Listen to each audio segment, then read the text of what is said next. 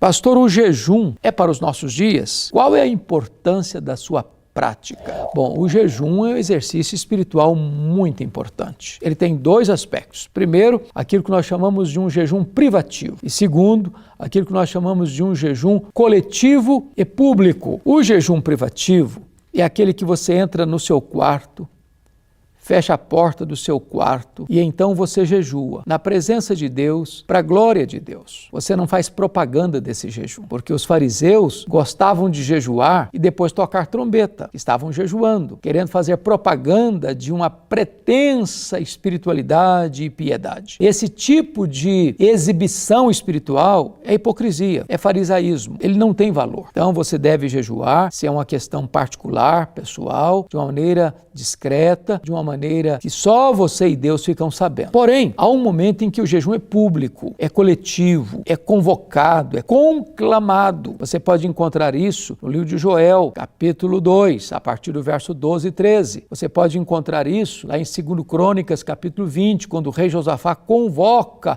um jejum nacional para enfrentar uma crise nacional. Nós vivemos uma geração que está contente com os sabores do pão da terra, que já perdeu o apetite pelo pão do céu. Jejum é fome de Deus. Jejum é quando você abre mão do pão da terra, que é bom, que é saboroso, que é nutritivo, que alimenta o seu corpo, para você saborear o pão do céu, que é o próprio Deus, é o próprio Senhor Jesus. Então, quando você come, você se alimenta do símbolo, mas quando você jejua, você se alimenta do simbolizado, o próprio pão do céu. É muito importante você entender isso. A Bíblia diz lá em 1 Coríntios 10, 31, assim: portanto, quer comais, quer bebais, quer façais qualquer outra coisa, fazei tudo para a glória de Deus. Então você pode perguntar, bom, mas se eu como para a glória de Deus e se eu jejuo para a glória de Deus, qual a diferença entre comer e jejuar? Eu prefiro comer para a glória de Deus do que jejuar para a glória de Deus. A questão básica é a seguinte: quando você come, você está se alimentando do símbolo do pão do céu, porque o pão da terra